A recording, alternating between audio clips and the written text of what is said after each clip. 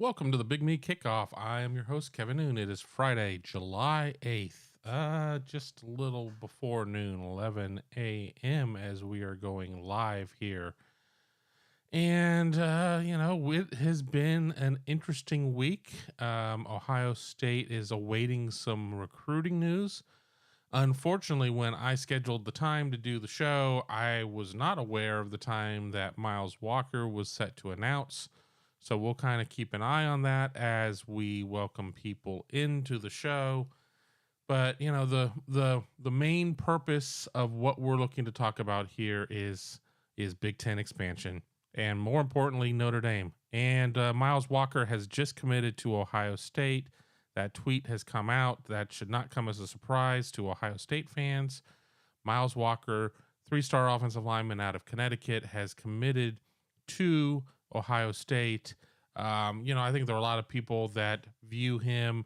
They look at the star ranking and they're like, well, he's a 3-star, so obviously he's a project. I think the kid can play.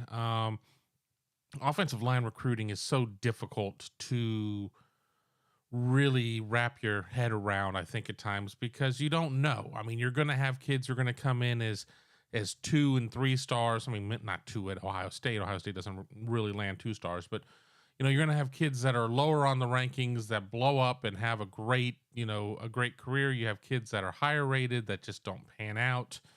You're dealing with big human beings at this point, and somebody who's sitting there at 280, 300.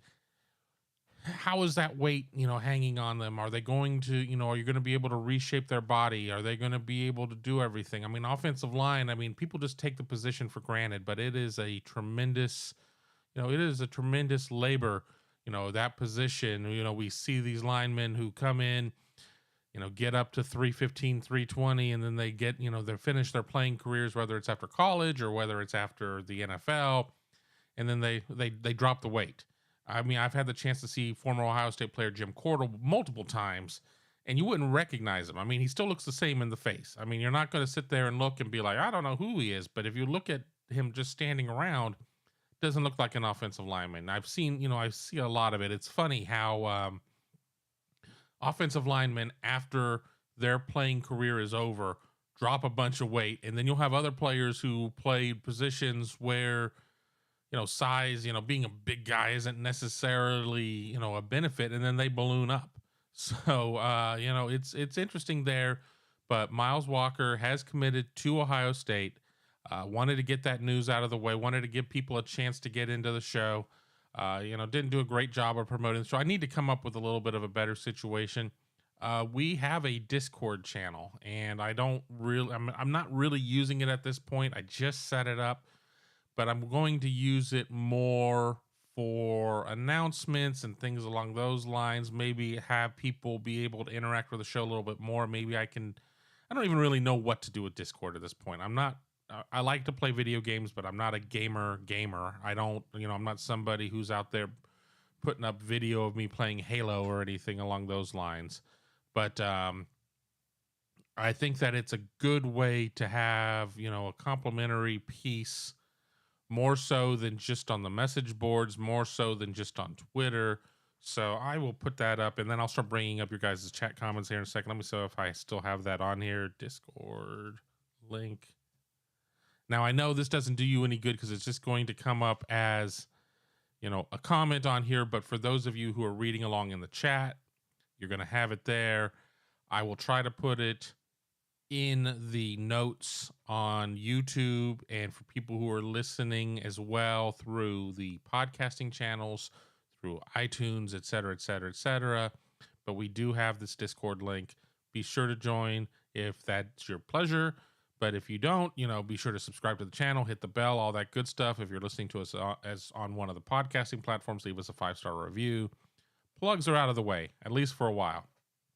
So let me get to a couple comments, and then we'll get to the main point of this show. My last show before vacation, and not sure how much you're going to see of me on vacation. Going to be out of the country.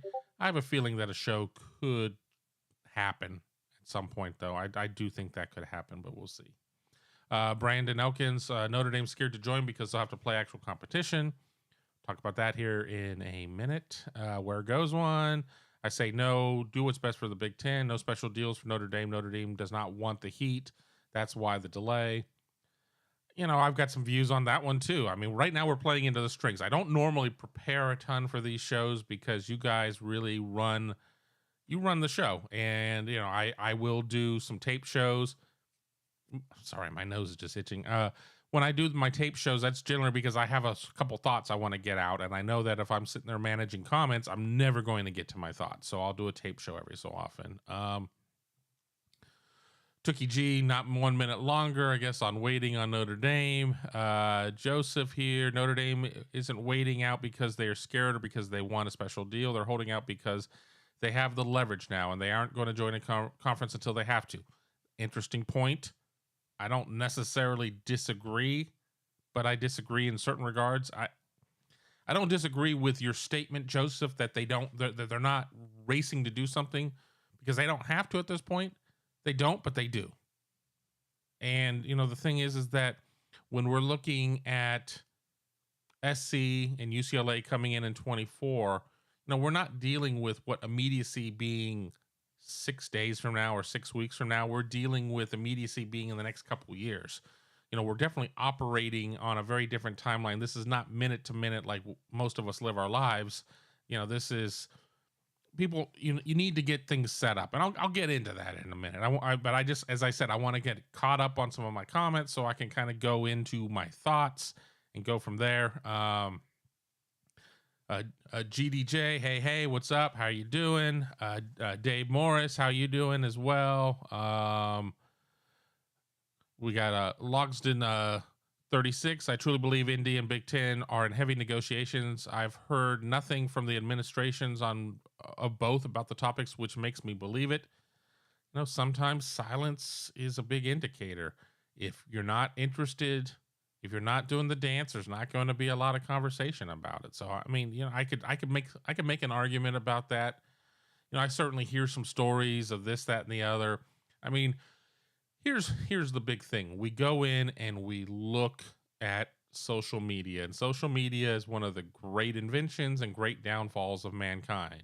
And I can't tell you every team that I've heard mentioned to this conference or that conference. I've got a brothers, cousins, barbers, brothers, dog walkers friend who knows somebody, and we see all of that. I mean, we saw on Thursday the editor or creator of something called Swum News, I don't even know what it is, saying that ESPN was going to try and void out its own ACC network contract to be able to allow teams to move to the SEC. I mean,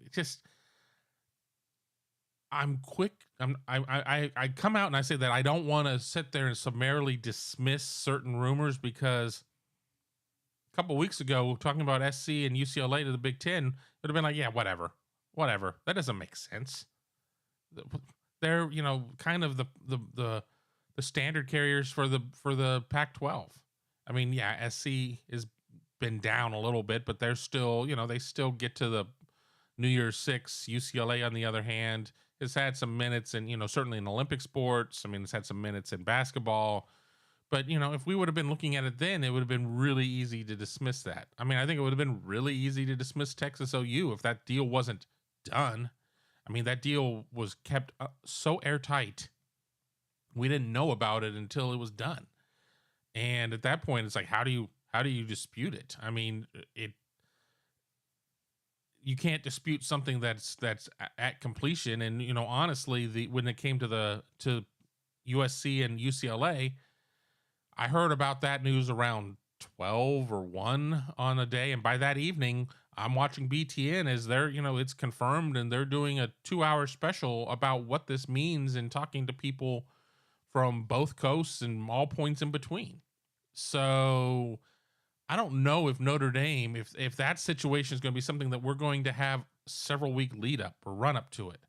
I think that if it happens, it happens. And if it doesn't, it doesn't. But we're not going to get a war room cam between Jack Swarbrick and Kevin Warren, or Gene Smith and Notre Dame administrators, or however it would come down. We're not going to get tipped off.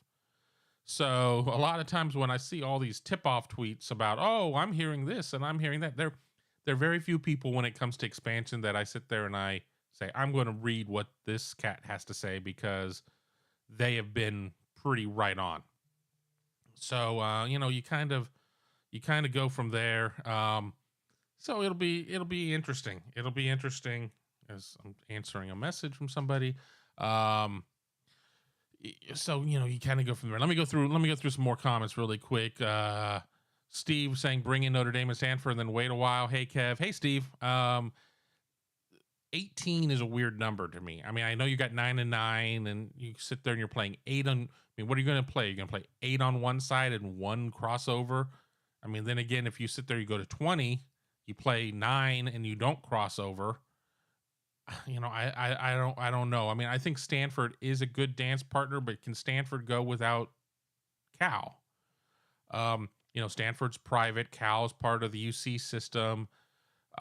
We certainly have seen Oklahoma be able to move on without Oklahoma State. So a lot of this tethering out there isn't necessarily true. I mean, we've seen lawmakers up in the Pacific Northwest trying to lock down, tying Oregon to Oregon State and Washington to Wazoo.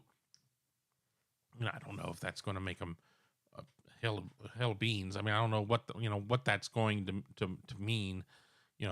Good luck, state representative from some district of 12 people and 45,000 cows and 25 million cannabis plants. I mean, I don't know what necessarily some little referendum like that's going to mean when it comes to this. So I don't know. I think 18 is an oddball number. And I know it's even. I know you need to bring teams in pairs and such, but with that being said, I think you need to get to 20. I think 18 is an oddball number. I think 22 is an oddball number. I think you got to go to 20 or 24. God forbid if they get beyond 24. I mean, at that point, I don't know. I mean, if you start getting up to big numbers like that, do you have your own playoff at that point? Are you your own entity and you're just like, to hell with the rest and we're going to do it on our own?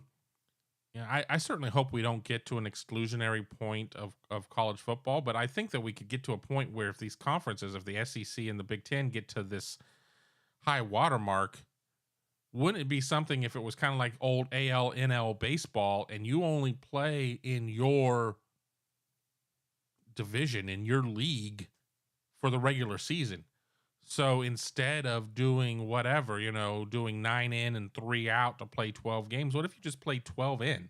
What if and this would be terrible for like MAC schools and some of these other schools. I'm sorry, but I'm just throwing this out as an example. What happens if you say, well, we're going to just play 12 league games and then we know we're going to feed into the SEC in the playoffs, and then you have it where you kind of set it up where let's call it a 16 team playoff for bleeps and grins. That the way that it's going to be set up is that you're going, don't necessarily have it to where, like in the MLB old postseason where you're playing, if you're in the NL, you're playing NL teams. Have it where you're crossing over immediately. You're crossing over immediately to the other side. And Big Ten 1 is playing SEC 4 at that point. And, that way you really don't have any crossover film. It kind of, it levels the playing field a little bit. I don't know. I don't have all the answers. I came into today's show really kind of focused on Notre Dame because let's be honest, that's what everybody wants to talk about. That's where the views are coming from. Views, on any video that talks about these things is just jumping right off of the scale. We had people waiting to get into the room to talk on this one. We haven't really hit our, normally our shows are getting up to about 300 viewers at the same time. We're a little bit below. It's Friday. It's a short week. I mean, I get it. Some people are talked out on this, and obviously you guys aren't, and you wanted to hear it. So, I appreciate y'all being here. Let me get back to Tookie G over here. Why would anyone announce nothing has changed with Notre Dame? No reason Notre Dame to come and out and say it's status quo. Yeah, I mean, everything's fine. Nothing to see here. We're good. I mean, it's the black smoke at the Vatican when they're have the papal conference or whatever it is. They're trying to find a new pope and there's no news, and you're throwing whatever into the fire to make sure it turns black and that everybody knows nothing's going on. I think we probably need to have something like that. But if this goes on for a couple years, people are going to be getting sick and tired of craning their necks looking to the sky for the smoke. Tater Top, any news on Caleb Downs? I'm not really on here to talk recruiting at this point.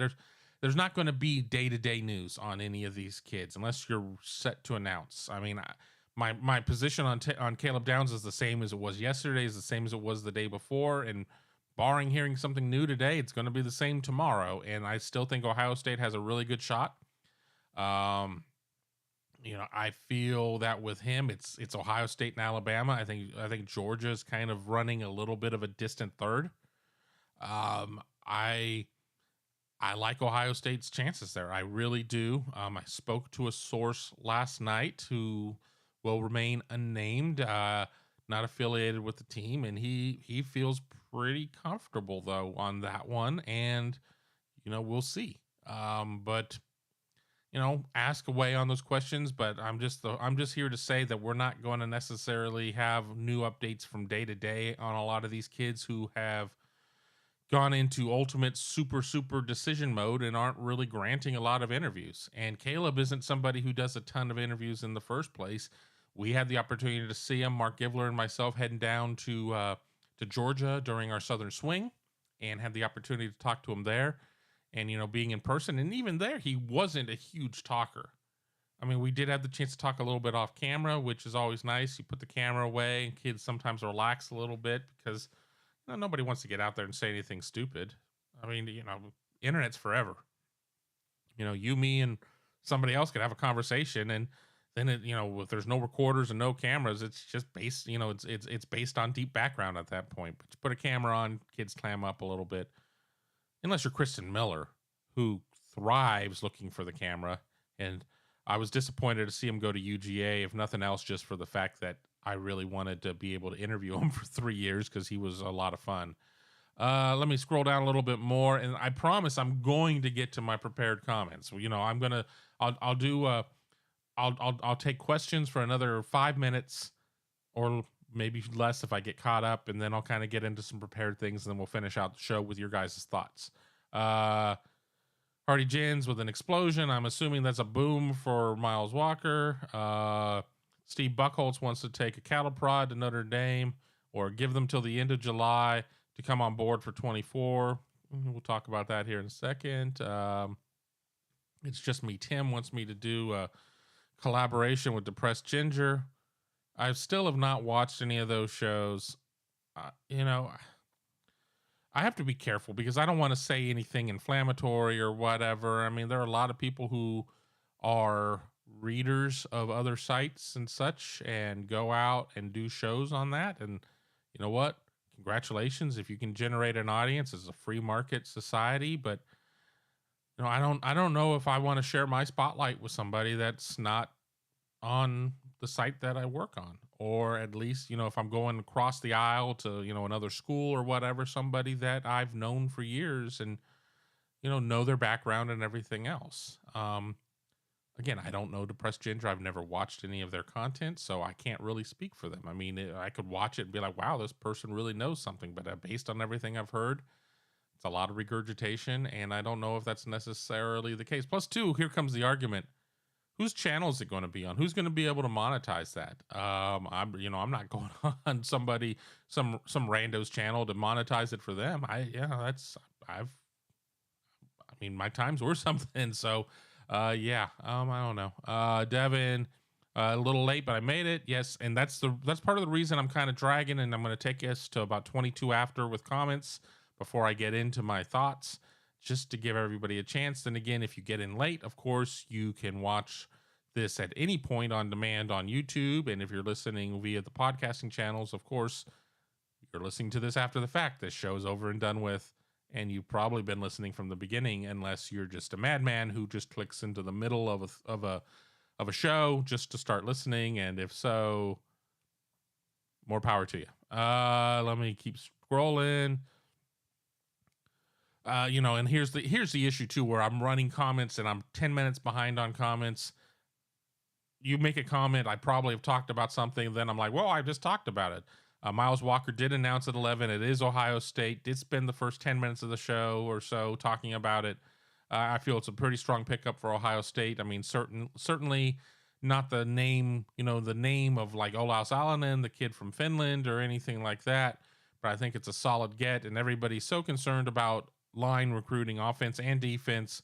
I think it's a pretty good step right there for them to be able to land Miles Walker, somebody who I think is going to prove to be better than his 3-star ranking. And I think that honestly, I think his rating will go up before it's all said and done, and the final rankings are in the book at the end of January, according to most of the services.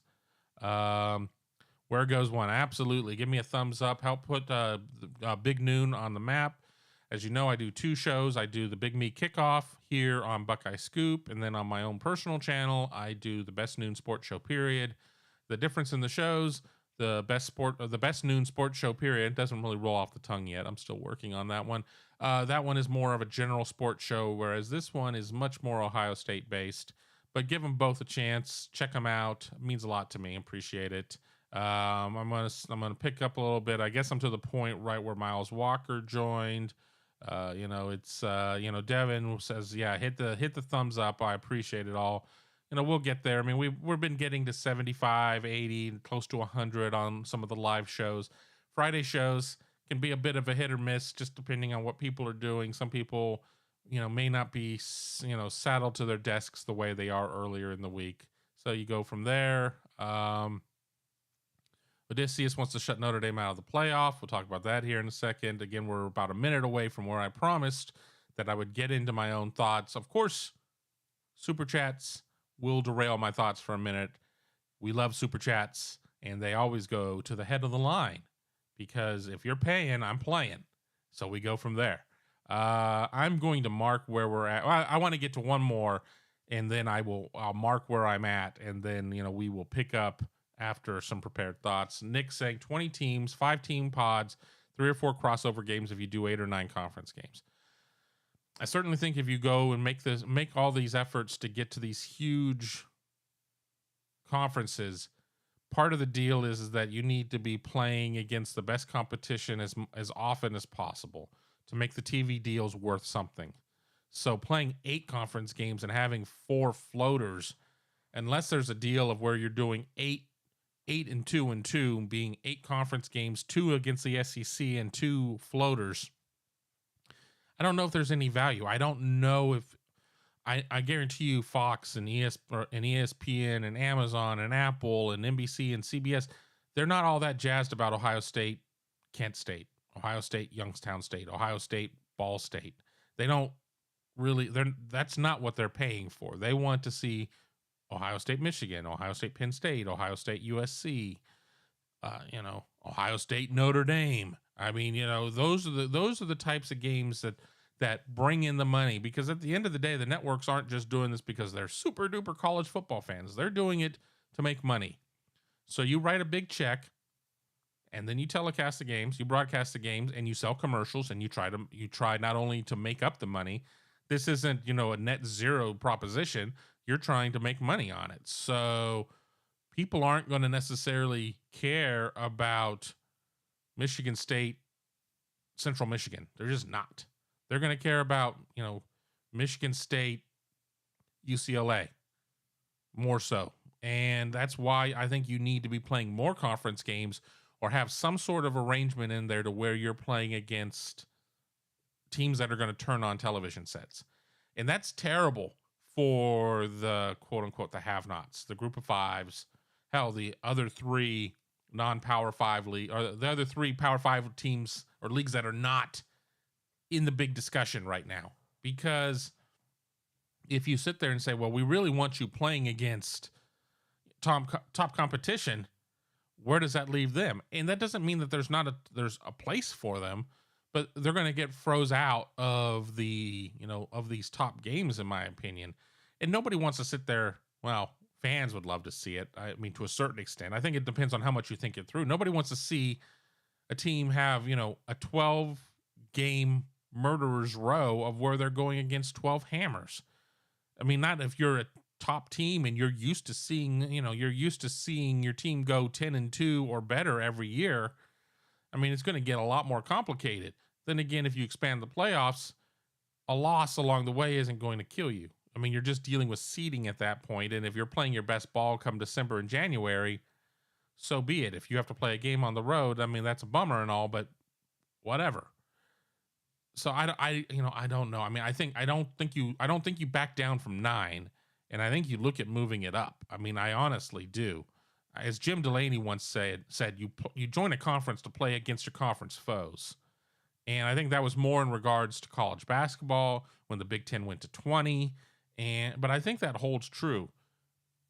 You join a conference for a reason, and it's not because you're all beer buddies and you want to go out and whatever. But you join a conference for a reason, and I think that you need to sit there and you need to protect that investment. You need to protect that conference. But I see a lot of comments coming in right now. We will get to them. I appreciate everything. Please keep sending in comments. We will get to them. I'll go over an hour today. I have no problem with that whatsoever. Going to be on vacation next week. We'll probably do at least one show from Jamaica. Probably do it in the morning. Probably a little hungover, but we will do at least something. Probably not live though. But this is going to be my big clearing of ideas to get me into. I get back and it's almost, you turn around, I'm back for a week after that, and then it's Big Ten Media Days. I mean, where did the summer go? But, we're not talking about that right now as much because we all want to talk about conference expansion. I've said this time and time again. If the Big Ten wants to put pressure on Notre Dame, the Big Ten has to work together. Notre Dame, if you want to be in, then come in. If you don't, we're done. We're not going to just kind of hang out casually and hold hands and whatever. You're in or you're out. And I honestly think that the SEC should probably have a similar standpoint as well, but I can't speak to them. I'm looking at Notre Dame's schedules from 2022 up to 2035. And we know schedules can change. So, none of this stuff is in stone except for 22, more or less. But there are only 3 seasons where Notre Dame does not currently have a member of the Big Ten. And I've included USC in the list. And USC doesn't play Notre Dame in perpetuity. The last time I saw them on there was 2026. But there are only 3 years where there's not a Big Ten team on Notre Dame's schedule. And that doesn't happen until 2029, and then again in 32, and then again in 35, and then 36 and beyond. It was pretty sporadic. From 2022 to 2027, there are 2 Big Ten teams on Notre Dame's schedule every year. Granted, 5 of those years are USC. Ohio State USC in 22, Ohio State USC in 23, Purdue and USC in 24, Purdue and USC in 25. 26, there's 3 Big Ten teams, Wisconsin, Purdue, and USC. 27, Purdue and Michigan State. And then we get into some singles. Purdue in 28. There's a series with Indiana in 30 and 31. There's a series with Michigan in 33 and 34. I went through and I looked at the amount of times that Big Ten teams, and I'm using the 2024 Big Ten, like adding USC, adding UCLA. The number of times that Big Ten teams have played Notre Dame. Now, historically, I didn't count the number of these schools were members of the Big Ten. I mean, USC and UCLA have not played a single game in Big Ten competition, so none of those games, none of this 96 games against Notre Dame, 92 for USC, 4 for UCLA, count there. Rutgers has played Notre Dame 4 times. They haven't played since 2002, so Rutgers was not a member of the Big Ten, so on and so forth, and we can go from there. But based on that, Big Ten teams have played Notre Dame 484 games, and that includes 3 vacated games by USC.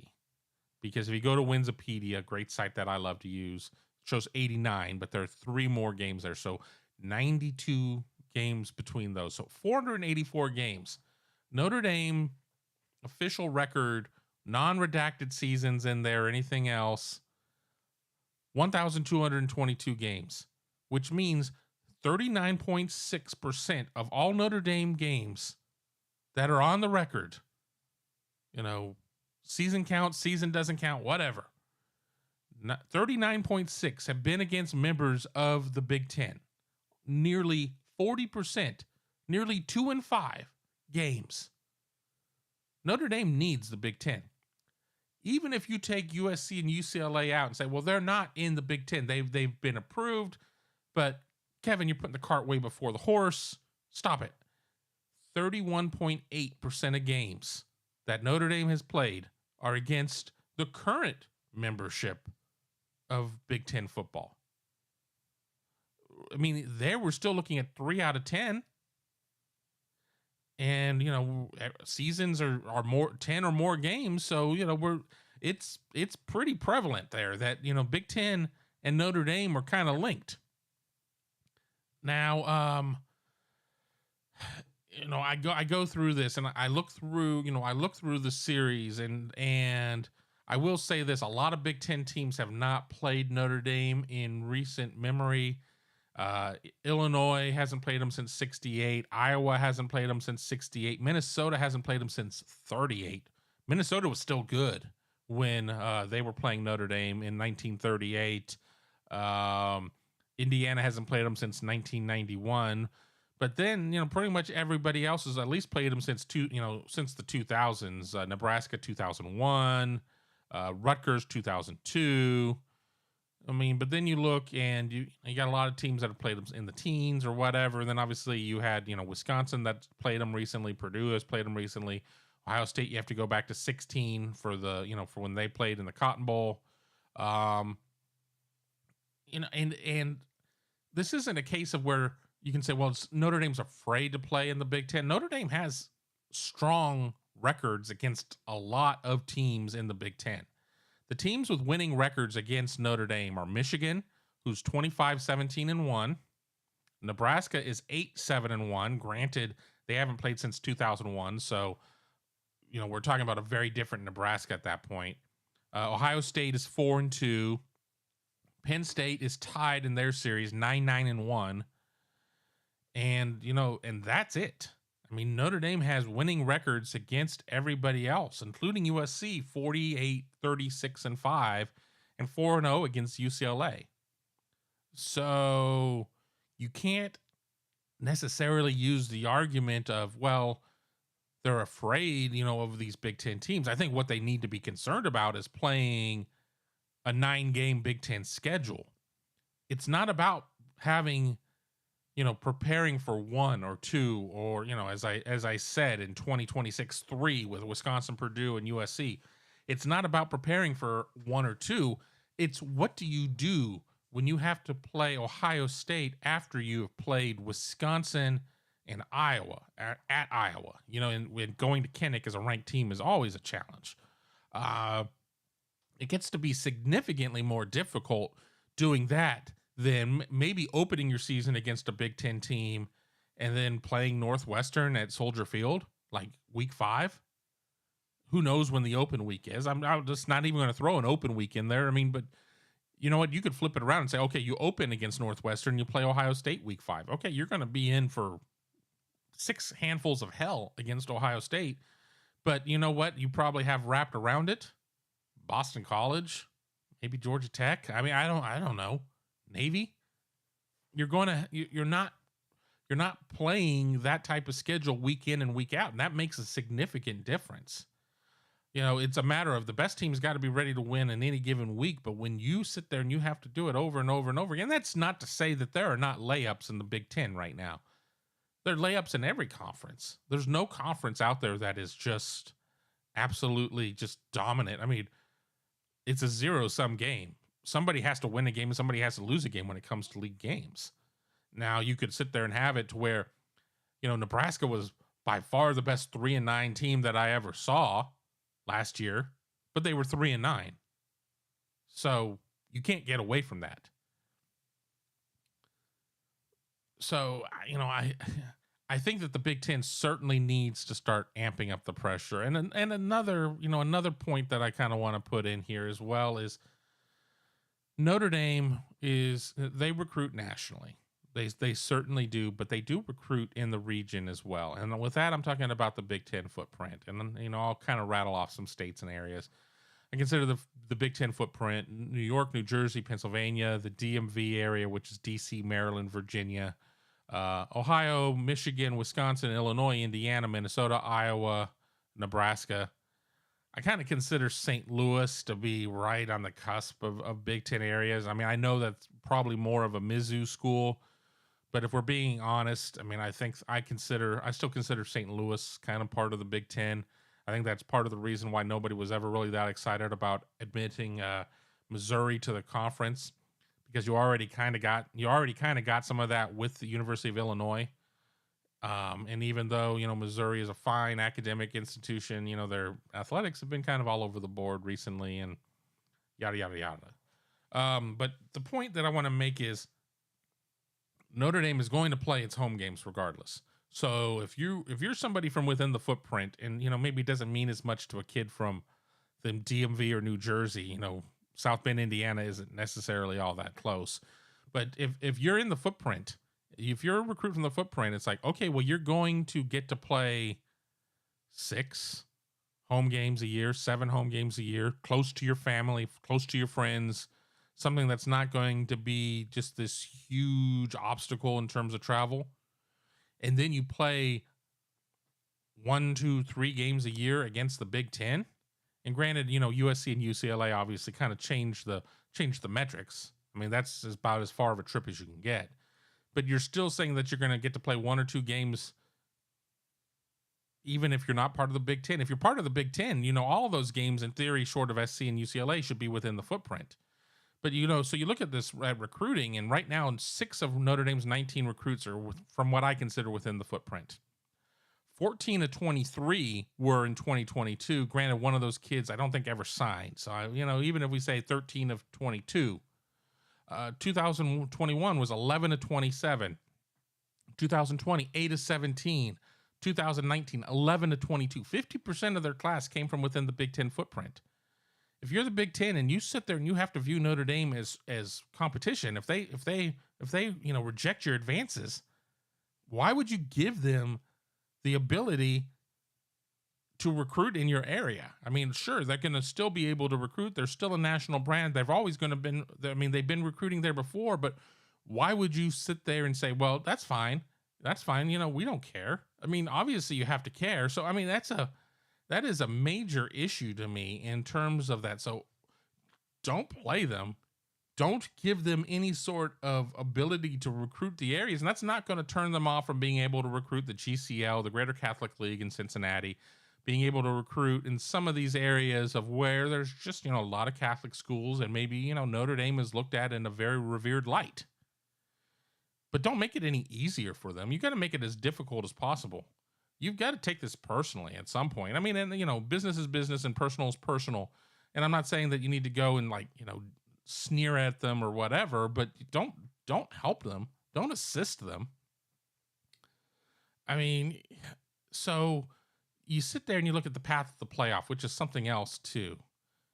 And I'm gonna reset here in a minute. I'm gonna take some questions and I'll kind of go into part 2 of my thoughts. If the path to the playoff, if Notre Dame is able to maintain its independence and its path to the playoff is whatever, the Big Ten and the SEC could really hinder that if they say, if the SEC gets rebuffed as well and say, well, that's fine. We're just not going to play you. We're not going to do this. And if they, in my notes, I have it written a lot worse. I said, if Notre Dame blanks around and stays independent, well, if they mess around and stay independent and both super conferences say no, who's Notre Dame going to play?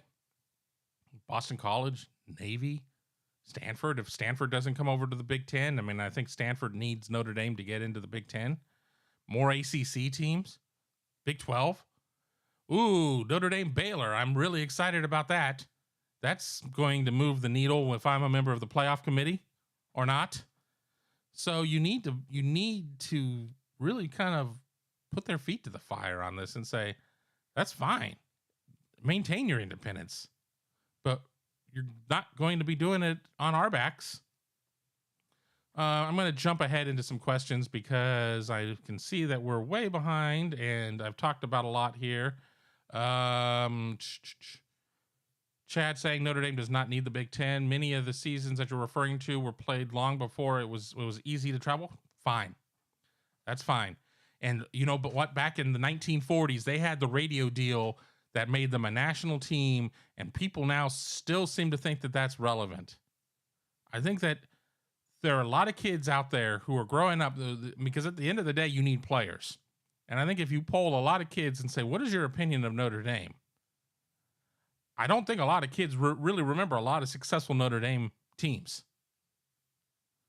I mean, Notre Dame in the postseason has been abysmal. And, you sit there and they have their deal on NBC, and I'm sure NBC would love to re-up the deal after whatever it is, 25. But Notre Dame is not, Notre Dame is not carrying the cachet of Alabama. Alabama's kind of the gold standard right now in terms of name. And it is what it is. And Ohio State fans may be, well, you need to put Ohio State in there. I'm just putting one program here. I'm putting one program just for the sake of Notre Dame used to be, pardon the pun, the gold standard back in the day when games were either not televised or even moving a little bit further in the history books to when you might get one or two games televised. I mean, Notre Dame was something special because of the way that it cleared. But that's not the case anymore. Notre Dame doesn't sit there. I mean, Notre Dame's trophy case as of late is pretty sparse. I mean, when I go out and I talk to recruits, I remember when I would go out and talk to recruits and they'd say, oh, I grew up watching Troy Smith. And then, you would go further up and it's like, oh, now I'm like, I grew up watching Justin Fields. I'm like, Justin Fields was just at Ohio State. And then you got to remember, you're out there talking to 16-year-old kids who, probably only have anywhere from, the kids that have really been dialed in 8 years of really paying close attention to college football to much fewer. Oh, JT Barrett, some of my earliest memories of Ohio State was watching JT Barrett play for Ohio State. Now, of course, you got to remember, we're getting back there a little bit, but I mean, that was yesterday. That was yesterday. Ron Powlus and his two Heisman trophies, or whatever Bino Cook said, that was infinity ago. Lou Holtz was there a long time ago. So, it's Notre Dame can sit there and talk about, we were born independent, we're going to die independent. Well, you're going to die at some point with this because you're going to get squeezed out. And it brings me to one of my favorite little exchanges in all of the Star Wars movies. I'm a nerd out, but to this little scene, and we'll talk about it here in a second. There's nothing to see. I used to live here, You're gonna die here, Convenient. It is convenient. You're the independence that you so desperately want to keep, and I think it's some fans want to keep. Like, it makes you special that you're independent, that you got a gold star. At the end of the day, it comes down to money. At the end of the day, it comes down to access to the playoff. You're not going to have the money being independent. Period. There's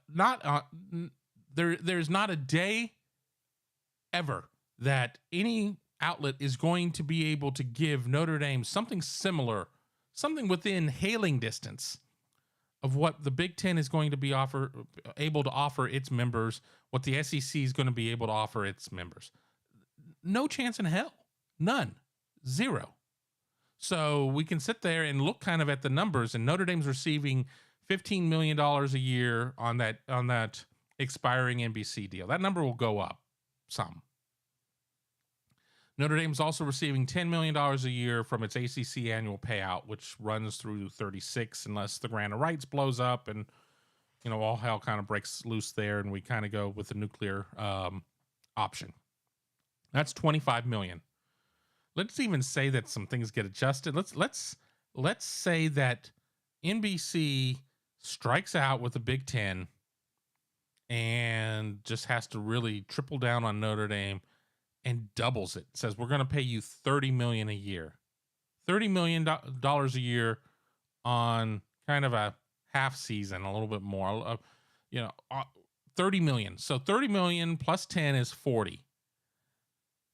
Let's get conservative on what the Big Ten may be able to pay out.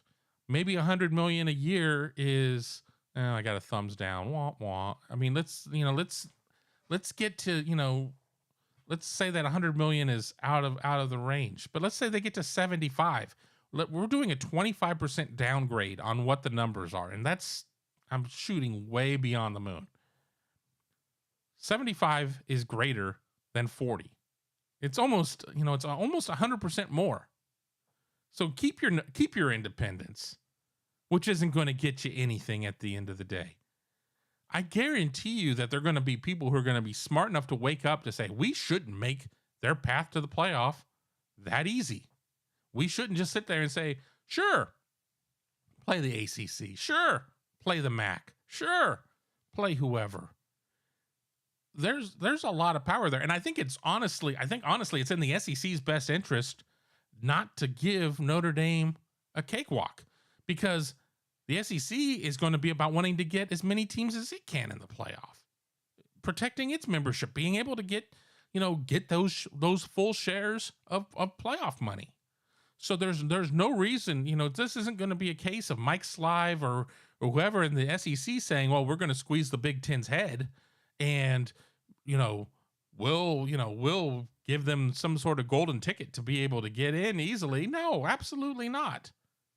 So if the two people with all the power, the Big Ten and the SEC, say, we're not going to make this a cakewalk.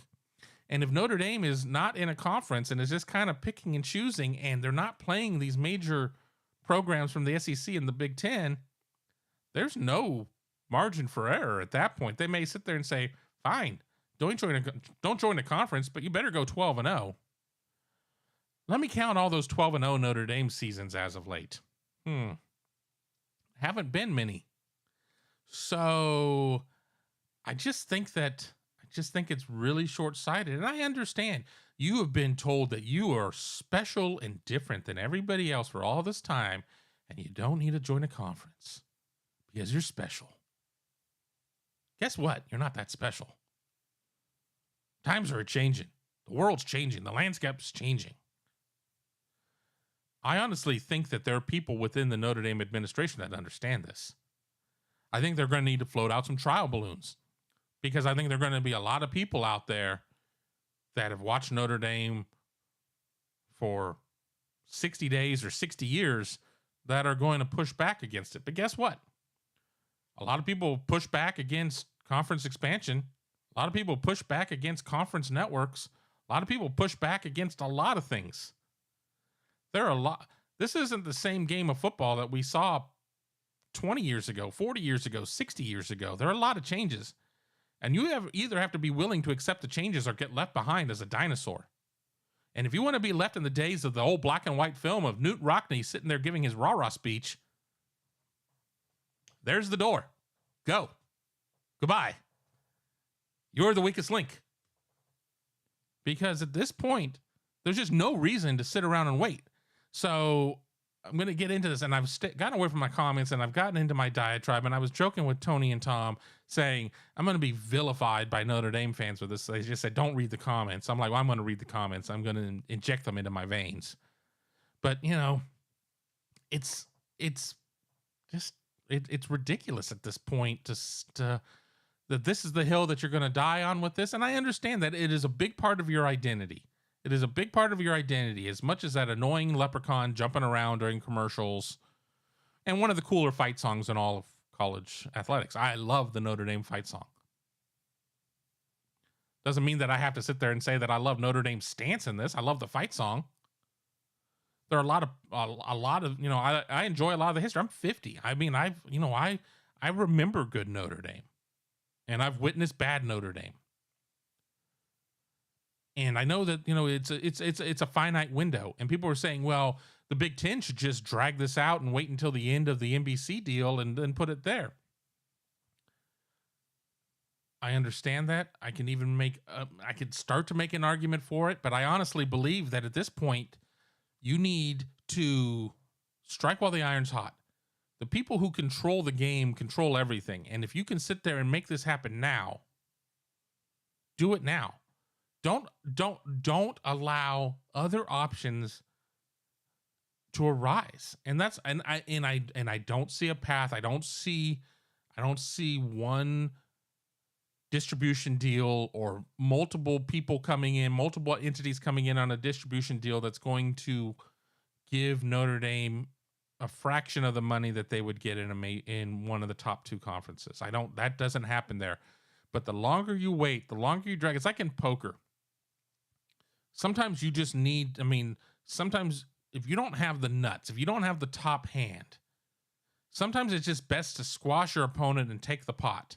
If you let some fool drag and then go runner to best you and you didn't finish him, that's on you. That's your own stupidity at that point.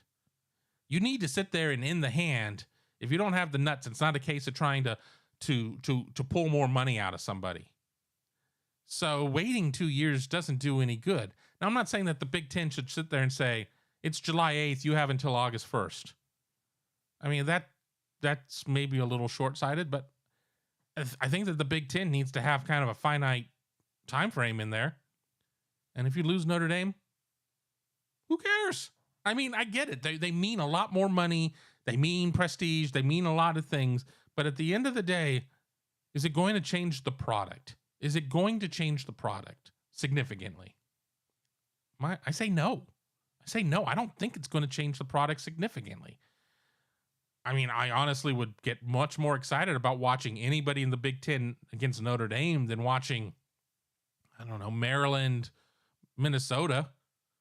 But I will absolutely watch Maryland, Minnesota. I'll watch the crap out of it. I mean, I like watching Big Ten football. It is what it is.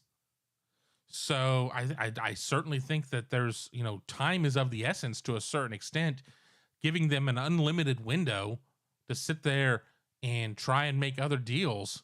You're just weakening your negotiating power.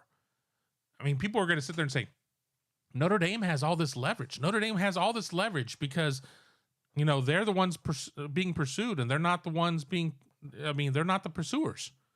Maybe Notre Dame needs to kind of look at this as, we're kind of wearing both hats here.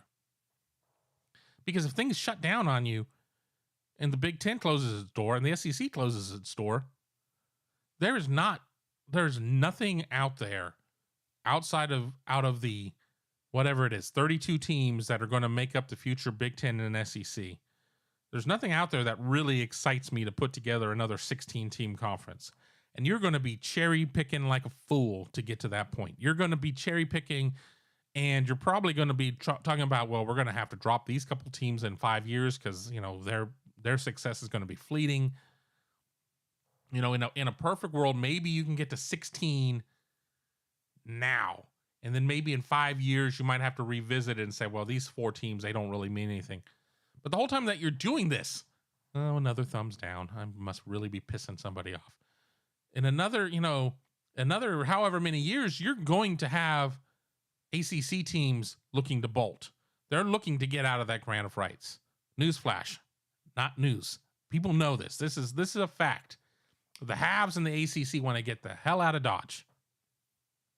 Period. The haves and the Pac-12 want to get the hell out of Dodge. So you can sit there and stay independent, floating around in the ether, but you're going to see more teams moving into the Death Stars that are the Big Ten and the SEC. And if these conferences get smart and say, you're not playing Notre Dame, not in our watch, those 16 teams that you might be able to put together in some loose alliance operation or whatever, it's going to get a lot thinner. And then that path of the playoff is going to get smaller and smaller and smaller. And it's not like Notre Dame's been able to thread the needle today with a pretty favorable deal. If the deal gets less favorable, what does that mean? But I'm going to take a pause on some of my thoughts here, and I'm going to get to your thoughts as I have just gone on my long diatribe. Let's just see. Hardy, Notre Dame just needs a soft curated schedule featuring all the academies and Stanford. Stanford wants to join the Big Ten. Stanford just needs a path to get in there. I just don't know if playing Army and Navy and Air Force is going to necessarily get people there. I think Boston College is always going to be available. Nobody's that excited about. I mean, sorry, Jeff Halfley. I like y'all and all, but nobody's really getting, that excited about BC football on a national stage right now. And honestly, if Boston College does get better, Jeff Halfley's going to get gone. And when that happens, where's BC going to be at that point? A dog named Brutus. If the CFP votes to include conference championships as a requirement, would that force Notre Dame to join a conference? They've always had a situation of where Notre Dame has kind of had a little bit of a golden ticket and is not necessarily needed to do that dance. I don't think we're going to see a case of where the CFP is different than just the conferences. The CFP also has some optics to keep, and if the CFP is seen just singling out and picking on Notre Dame, that's just not going to be good optics. And we know that there are so many entities within the college sports structure that don't have good optics. Why make that kind of error? So I don't know. Let me jump down because I want to get more into. There are a couple comments I can't use because they're a little bit, little blue. Michael Parks believes Notre Dame will join a conference in 3 to 4 years. Why? Let me ask you this, Michael. Why do you, if you're these conferences, yeah, you can be patient. I think if you wait at that point, don't you lose leverage? Don't you lose leverage at that point? I mean, sure, Notre Dame is up against the point of being like, well, we have to join a conference now. But isn't there more leverage now? Aren't you trying to get the most favorable deal that you can get? I mean, it's not the best way in the world to start a new relationship by absolutely dogging somebody on the way in and giving them the worst deal possible. But you're also not going to give them the moon. I'm not here for the Big Ten giving Notre Dame a deal that isn't the same as what USC and UCLA got, or Nebraska or Penn State or Maryland or Rutgers. And I know that Penn State is kind of the outlier because they joined at a very different era. There was no Big Ten network, et cetera, et cetera, et cetera. Hell, I think we're still watching some games on ESPN Plus at the time. I think I was still having to get occasionally games I was having to buy that college game ticket or whatever it was occasionally to make sure that I was getting everything when I was not living. I mean, in 93 and 94, I was still living in Columbus. But I mean, I remember doing that in the early 2000s when I was living in Texas to make sure I was getting all the Ohio State games. Logs in Notre Dame fans media needs their ego stroked a little bit, pat them on the head, tell them you love them and they're real special boys, then put the contract in their face and tell them the truth. It's like recruiting. And that's even changing these days. You sit there and you tell these kids that they're the best and so on and so forth, and then they sign their letter of intent, and you still kind of keep up the charade.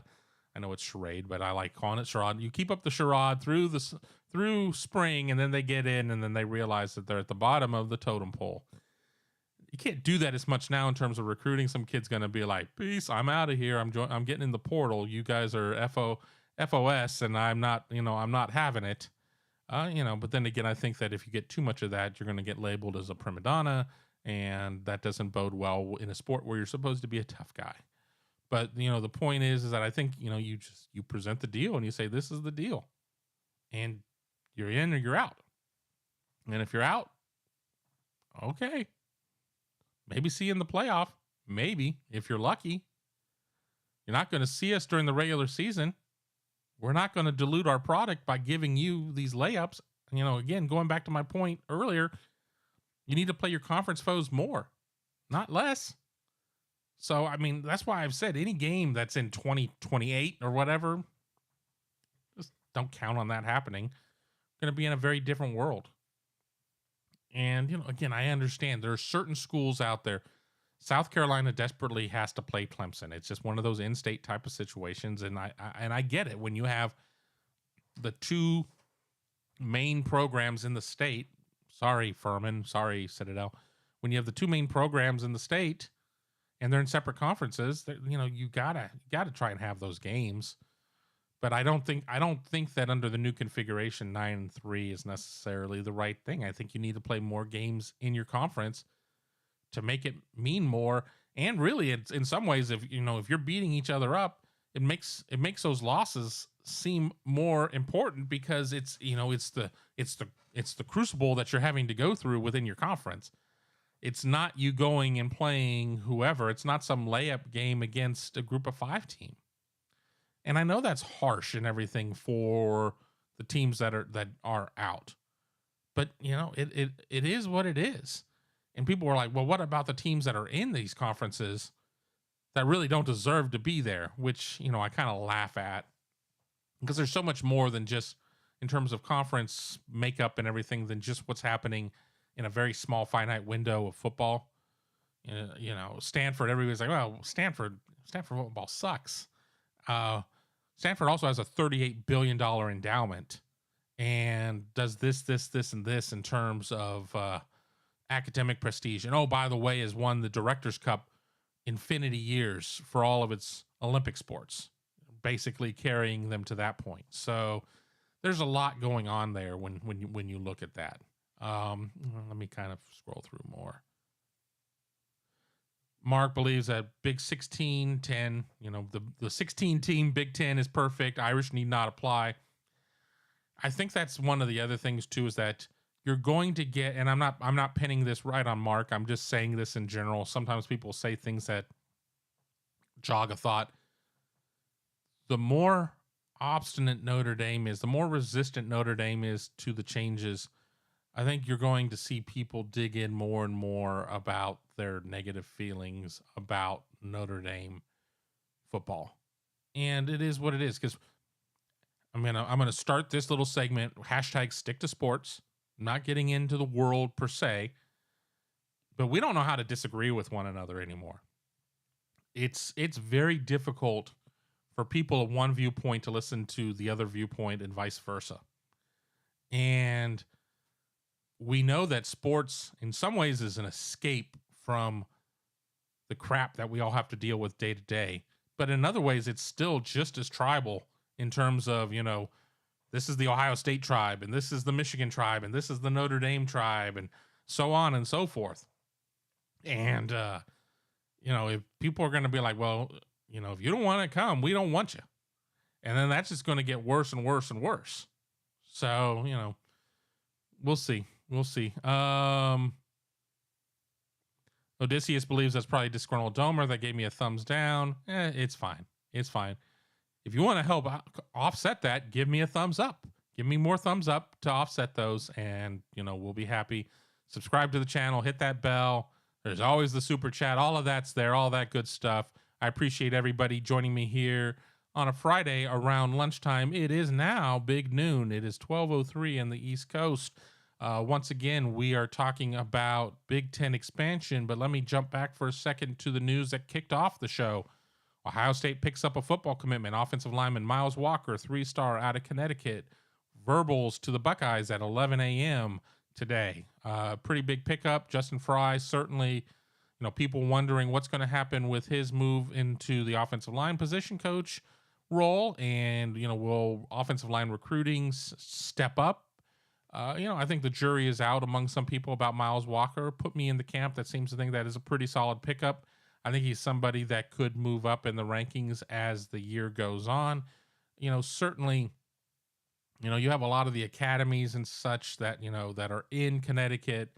So people sit there and they go, ooh, Connecticut football, gross. But, there are kids that go up there to these academies and end up having very successful collegiate careers and move on from there. Excuse me. So I don't let the geography really get into me on too much on there. I'll be looking forward to see what he looks like, during his senior season, and I'll reserve judgment till that point. But that's that on Miles Walker. I wanted to reset for people who have shown up since we started the show. Kind of back to our Notre Dame point, as we're an hour 5 in. As I said, I will certainly go over an hour, which I have. I wish I had another Gatorade here. My throat is parched.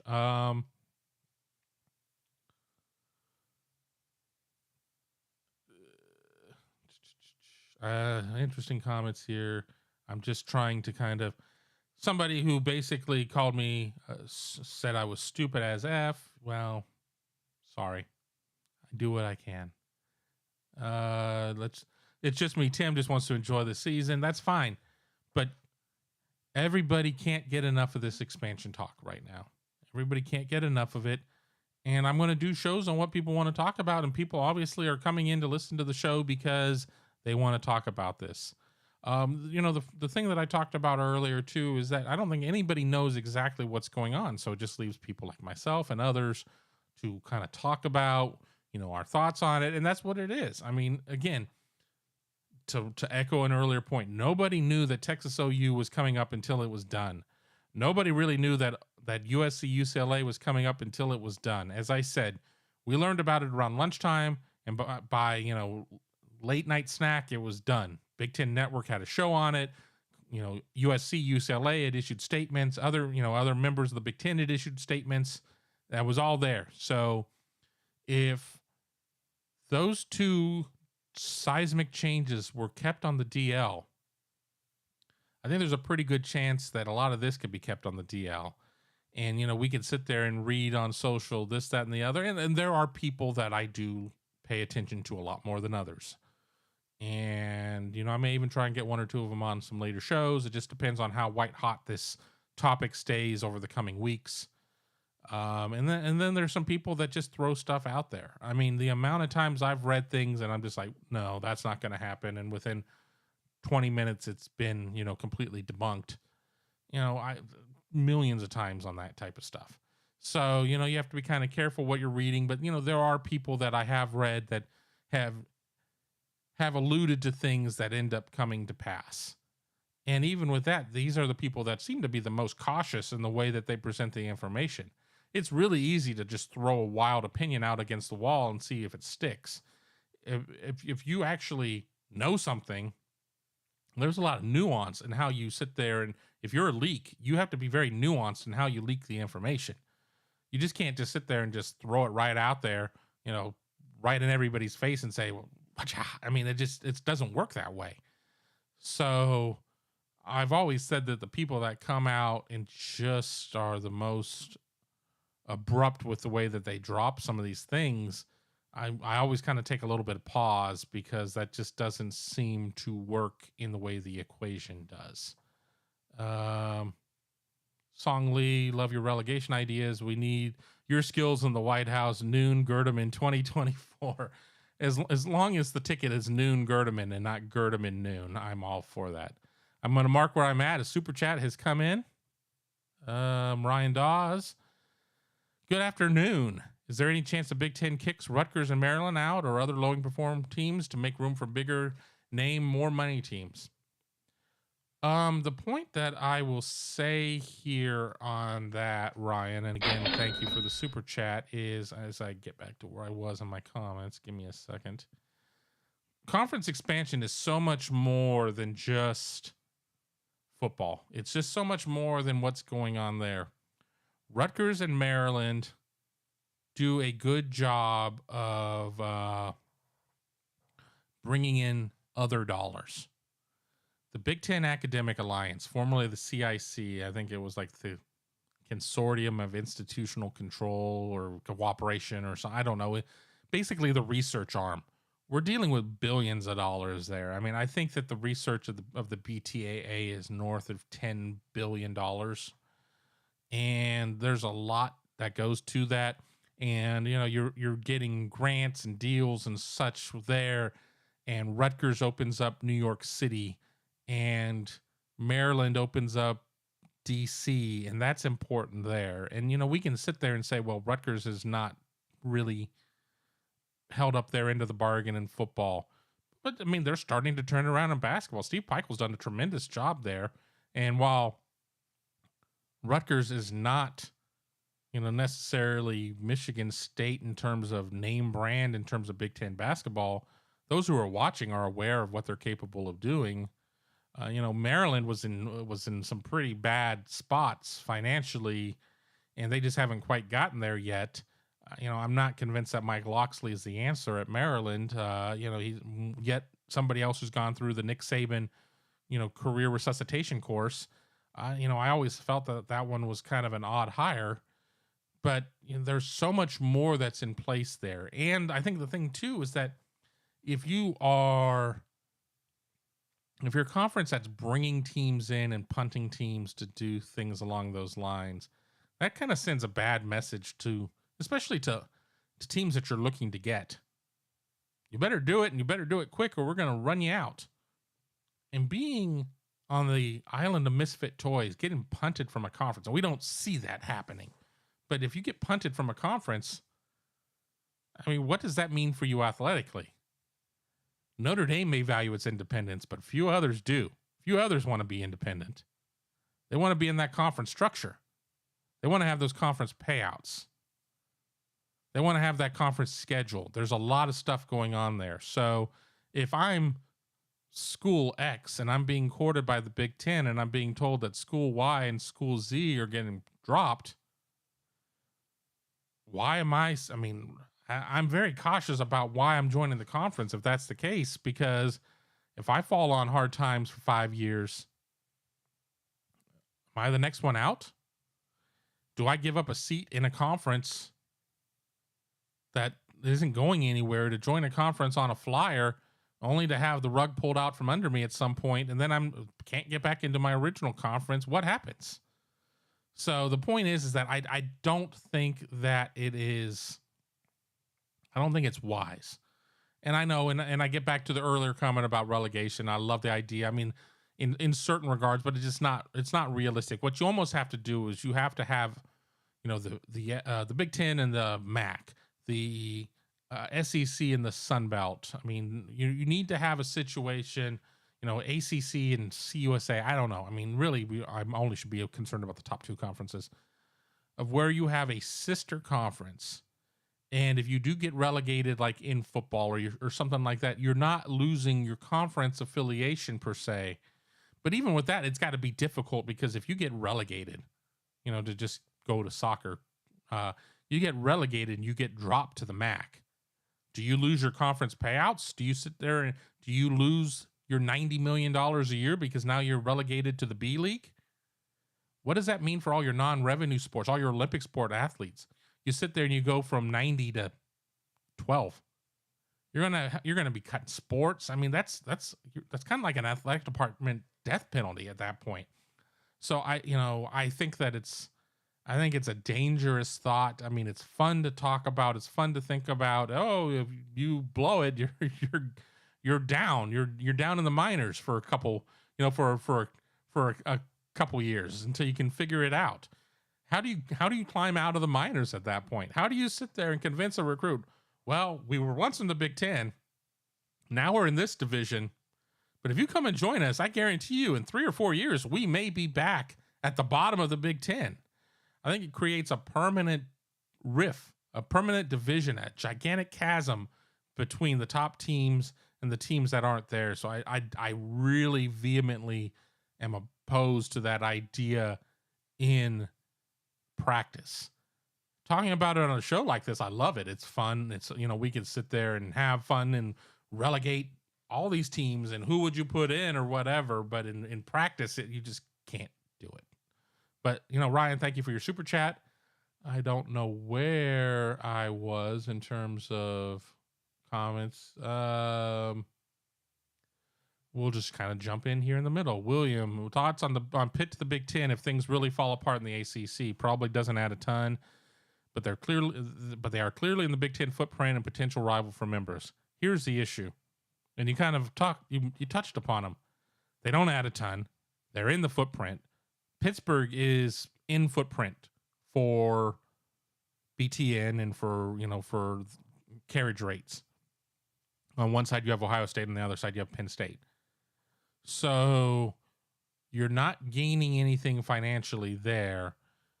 If you're Fox, ESPN, CBS, NBC, what is a Penn State or Penn State game worth? What is an Ohio State Pitt game worth? Not a whole heck of a lot, in my opinion. Pitt's a fine institution. I'm not exactly jazzed about somebody who's playing in an NFL stadium. It just, in a lot of ways, it just doesn't feel to me that they're fully committed. I mean, and that's, what, if an NFL stadium says, hey, you're going to play here for, no rent or low rent, or how, I don't know how it works. I don't follow Pitt. I don't, I'll plead ignorance in terms of knowing their entire situation, but it just doesn't necessarily excite me all that much. And I know sometimes, in order to get to 24, if the Big Ten is sitting at 16 and the goal is to get to 24, you're not going to be able to get 8 Notre Dames. You're not going to be able to get 8 USCs, 8 Texases. Texi, I guess, would be maybe the plural of Texas. You're not going to be able to do that. You're going to have to, in order to get to Notre Dame, you may bring in Stanford. And Stanford, again, Olympic sports, hammers at Olympic sports. Football as of late, not so much. But, there are certain aspects about Pitt that I like. I think Pitt does a lot of things well in terms of the academic side and so forth. But there's certainly not a case of where Pitt even comes close to paying for what the Big Ten would have to pay out to Pitt. Pitt isn't going to be able to bring that back in. And I don't see anywhere of where Pitt is necessarily a logical partner for somebody in order to get Georgia Tech into the league, if that's what you believe, getting the Atlanta market and some things there. They're not going to want to come in with Pitt. And it's not that they're like, oh, ooh, Pitt, gross. It's more of a case of, we don't really have any ties to Pitt whatsoever. We don't care. They would much rather come in, I would assume, with like a UNC. And what happens to UNC? Does UNC go somewhere without Duke? And then again, we're getting way ahead of ourselves. There's been no necessary cracks in the grant of rights, to my knowledge, at the point that we're recording this.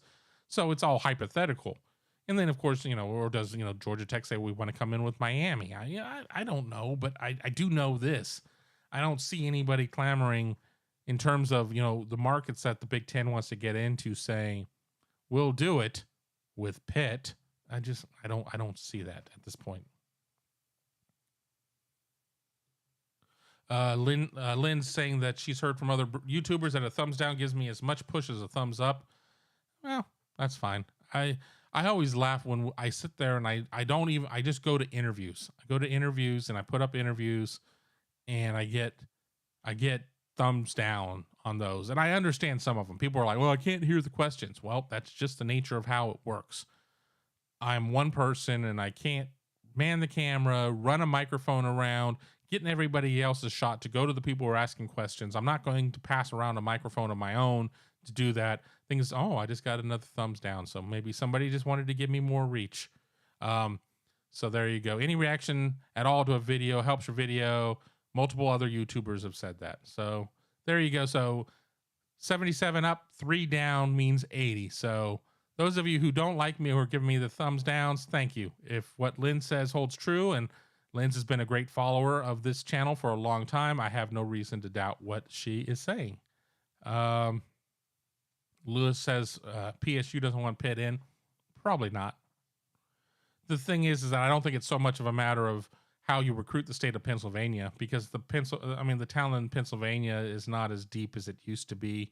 And I guess in some ways you could make the argument of, well, they're going to be competing for the same couple top kids, but I don't know. But I do believe that just, there's no reason. I mean, Ohio State doesn't want Cincinnati in the Big Ten. Why would they? So why would Penn State want Pitt in the Big Ten? I mean, hell, Michigan didn't want Michigan State in the Big Ten, and we're going way back in the history books on that one. It's just kind of how it works. So, it's not it's not going to be a case of where I think everything is going to be unanimous anymore. The more people you have at the table in terms of some decisions. Granted, USC and UCLA were unanimous, but I think if you get into certain areas, there are going to be people who are going to have certain issues with that. And, we've certainly heard the arguments, ADs sometimes will make decisions that may not, may be best for the conference, but not for their specific university. I kind of believe that when I see it.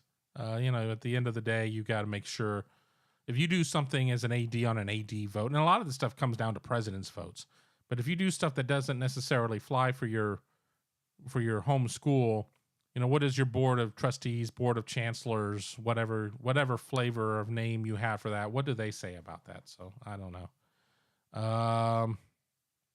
Let me keep going here. Jasper, did the Big Ten approach Notre Dame? The Big Ten will never get Notre Dame. No means no, even at Notre Dame. The Big Ten will be fine without Notre Dame. We need more West Coast inventories. Did the Big Ten approach Notre Dame? It certainly has happened in the past. What's happening in the back channels right now? I only know what I'm hearing, and I'm hearing 6 variations of it. I'm hearing that the Big Ten is quite content in waiting a couple years. I've heard that the Big Ten has had some quiet inquiries, and I've heard that things are further down the road. I don't know who to believe in terms of that. But, the Big Ten I certainly believe the report that the Big Ten has slowed down until it knows what is going on with Notre Dame. And both things can be true there, that the Big Ten could say that and have not approached Notre Dame. The Big Ten could say that and have approached Notre Dame. Both of those could be true. The Big Ten will never get Notre Dame. Maybe. But again, if that's the case, stop scheduling Notre Dame. Period. It doesn't add anything. It doesn't add anything. The Big Ten will not need Notre Dame on any schedules to add to strength of schedule. Period. If Notre Dame is not part of the Big Ten, Notre Dame games don't necessarily change the cost of the media rights deal. They're not a conference foe. That's something that's getting put together by the schools. The schools, yeah, maybe you can get a little bit of a bigger gate with a Notre Dame game, but you're going to still be in a good position with what you're going to be getting out of all the other media rights deals, parts, and everything else. So I don't know necessarily why you do that and hurt the cause. So, you can say no means no, even at Notre Dame. We see changes. We see changes. I'm not saying that it's done, but I'm saying that this has got to be about their final chance. Period. The Big Ten will be fine without Notre Dame. Yes, I agree. We need more West Coast inventories. Well, here's the issue with this, Jasper, is if you bring in other teams, they have to be worth as much, if not more. Honestly, they need to be worth more than what their share is. If you have to give them, we're going to drop a lot of zeros to make this simple. If you have to give them $75 a year and they bring $45 to the table, that's a net loss of $30, because you're going to be diluting the pie, because you're going to have another mouth to feed, or 2 mouths to feed, or 4 mouths to feed, or 8 mouths to feed. And you're diluting the pie. And if their value does not equal their expenditure, then it is considered a loss. Now, what I'm going to say is, I think in some ways it's in the best interest to maybe look at taking a little bit of a short-term loss to change the game. If you can get out there and you can change the landscape and turn this into 2 conferences, you're going to control the game at that point. And then there's going to be a lot of added benefits and a lot of added monies that will be there. And if you have to lose a little bit money on the front end to get to that point, to disintegrate the Pac-12, to disintegrate the Big 12, to whatever, you have to look at what that's worth. You have to look at what that cost would be and what you think you could get on the back end of it. And I don't know necessarily what the numbers are, but I go back to my poker analogy. Don't let somebody sit there. Don't let some mark sit out there and go runner and beat you on the river. You need to sit there and be decisive in your moves. And I understand that you can be as decisive as you want. And if your dance partner's not playing, you can't bust out a guy who won't engage. You can't bust out a guy that's just sitting there feeding blinds and that's it. But you need to sit there and say, you know what, if you don't start playing hands here at some point, I'm going to get up and go play at this other table. Or worse yet, I'm going to have you escorted off of this table and you can go play somewhere else. What is that worth? If the Big Ten doesn't sweeten the deal, Notre Dame probably ain't going to join. Somebody will definitely sweeten the pot for Notre Dame, whether you like them or hate them. It's the leverage that Notre Dame always has. I don't know. Why does Notre Dame deserve sweetener? Why do they deserve it? I mean, yes, they're certainly worth certain parts of it, but once you do that, any future moves you make will be held to that litmus test. And of course, you can say, well, sorry, school X, you're not Notre Dame. And that can be entirely true. That's probably entirely true. But you're setting the new market price at that point. And if you sit there and you give somebody 1.2x and you offer everybody else X, that doesn't work. You've got to sit there. It's got to be standard conference admission. And if the SEC decides to do something like that, then fine. I think at that point, you're going to see the SEC and the Big Ten play way less ball together in terms of what things look like. And I'm not saying that Warren and Slive have to sit there and be in lockstep and that they have to sit there and say, okay, and run things by each other's desks. But I think that there's something to be said about being in unison on things like this. I don't know. I don't think that there's any reason to do it. And honestly, if it's not the Big Ten and it's not the SEC, I don't care who it is. You're not going to find a collection of teams that's going to be anywhere near what the Big Ten or the SEC is going to be. So fine, get the sweetest deal in the world at that point. Who cares? Who cares if you're in a conference with UVA, BC, Wazoo, and Texas Tech? Yawn. Nobody cares. You know who's going to care less? The TV partners. They're going to pay about $1.50 for a lot of those games. So Notre Dame may feel like it holds leverage. The Big Ten, and to a lesser extent the SEC, may feel like they hold leverage. But I'll tell you this, in my opinion, and this is my opinion alone, I don't feel that Notre Dame holds this leverage that Notre Dame fans think they do. This isn't the 1940s. This isn't the radio deal. Talked about that. This isn't a Notre Dame team that has a national championship in recent memory. This isn't a Notre Dame team that has a tremendous postseason record. It's none of them. And okay, Brian Kelly just this, and Brian Kelly doesn't do that. There's a lot of faith to be putting in Marcus Freeman at this point. I like Marcus. I mean, I've talked to him since he's taken various jobs along the way. I mean, I'm not saying that we're on the phone regularly.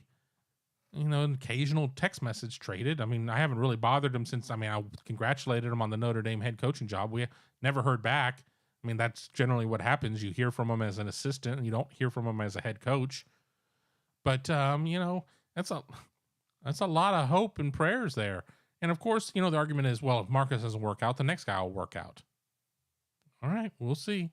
We'll see. When is Florida State going to have its stuff work out? It's been a while. You know, Jimbo Fisher had his success and then he left, and Florida State's been in the desert for 40 years, wandering around. I don't think the guy they got right now is the answer. The guy they had before him or the guy before that, you know, no. So be careful what you wish for. Be careful what you wish for. So I don't think Notre Dame holds this leverage that Notre Dame fans think, and that's fine. They're going to have their view. I'm going to have my view. Opinions are like, you know what's, that we all have them and they all stink. So it is what it is. You tell me, you get on your own show and you spout your opinion, and I'll come in and I'll comment on it. I mean, it's how it works. It's how it works. If I don't get to your guys' questions, some of them I apologize. We've gotten way backed up, and you know, some of the questions or some of your comments are about something 25 minutes ago, and it just doesn't make a lot of sense. Valdez says that the Big Ten needs to kick Michigan out. Steve Buckholtz believes that's the case. So, you know, all right. Ty would rather kick Nebraska out than Maryland, to be honest. I don't know. You know, I really enjoy my road trips to Nebraska. It's a lot of fun. They don't have AAU status, but that's kind of a technicality. I certainly think that they add certain things, but I think Maryland, in terms of big dollars, adds more. I think Nebraska adds a lot more in terms of name brand recognition. I don't know what's going to turn Nebraska around. I don't see the Big Ten kicking anybody out, though. Let me keep going through here. They do prefer AAU schools and non-AAU. That's one place that Notre Dame is absolutely going to get a dispensation is AAU status. I'm fine with that. I'm totally fine. I think it needs to be kind of a case by case basis. But I'm not a Big Ten president or chancellor. I'm not Kevin Warren. I think the Big Ten would be in better hands under Kevin Noon than Kevin Warren, but I digress. My bank account would be a lot bigger if I ran the Big Ten. I'll tell you that. But I think that it's something that is important. I think it's extremely important. But I think in lieu of AAU status, if you check off all the academic boxes that Notre Dame does, you don't need it. But I think that in terms of a lot of other teams or a lot of other schools, part of the cost to get in is AAU status, or at least working toward it. But that's just me. So look, I said something nice about Notre Dame right there. So, take it for what it's worth. Jasper saying, how many schools in the Big Ten are really worth $100 million? Sometimes you're born on third base, and there you go. There are some teams, and I'm not going to single teams out right now because that's just not really fair on my part, that aren't. But you're there, and it's your birthright. You're Fredo Corleone. You were born into the Corleone family. I mean, you may be a dunderhead. You may meet an untimely end. I don't know, but you're there. So I mean, it is what it is. So there are not a lot of teams that are necessarily worth it, but you know what? That's the going price. And if you're there, you're gladly going to cash those checks. Lewis, I'm not going to put all these up. Why are you so mad? Why are you so mad, Lewis? I've seen a lot of comments. Are you mad at me or are you mad at a poster? I don't know. I can't go in and read all this. I generally do try and go back and read the chat later. I don't know if that's going to happen today. I have 2 more shows I'm supposed to tape, including a Buckeye Weekly podcast or a morning scoop that I'll be doing with Tom Orr later. So I do have to save my voice a little bit at that point. Let me keep scrolling here. Ty asking when the Big Ten is going to eliminate divisions. That was all but assured pre-expansion. Now, how do you handle it? Do you just sit there and say it's 1 and 2? It's the top 2. I mean, do you do something in terms of pods? I mean, how does that work? I think you have to figure out structure of how you're handling your business before you worry about the divisional situation. I think they're linked. I really think that they're linked. So, I don't know. And I think the problem is that